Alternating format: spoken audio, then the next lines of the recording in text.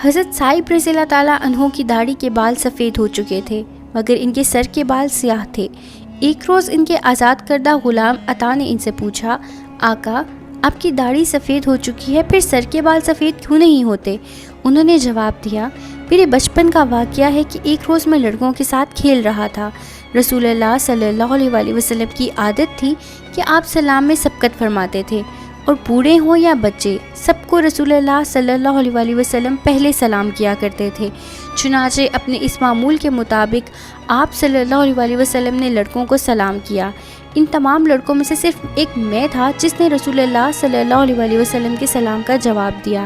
آپ نے مجھے اپنے پاس بلایا اور پیار سے اپنا دست مبارک میرے سر پر پھیر کر فرمایا، اللہ تجھے برکت دے۔ بس یہ آپ صلی اللہ علیہ وآلہ وسلم کے دست مبارک کا اعجاز ہے کہ میرے سر کے بال سفید نہیں ہوتے۔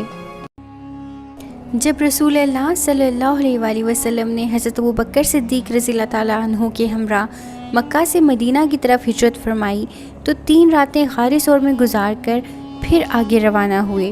جب کفار مکہ رسول اللہ صلی اللہ علیہ وآلہ وسلم کے قدموں کے نشانات دیکھتے ہوئے غار ثور کے دہانے تک آ پہنچے تو وہاں اس حال میں کھڑے تھے کہ اگر وہ اپنے قدموں پر نظر ڈالتے تو غار ثور کے اندر رسول اللہ صلی اللہ علیہ وآلہ وسلم اور حضرت ابوبکر صدیق رضی اللہ تعالیٰ عنہ ان کی نگاہوں میں آ سکتے تھے، مگر غار ثور کے دہانے پر مکڑی نے جالا بن دیا تھا اور اس کے کنارے پر کبوتری نے انڈے دے رکھے تھے۔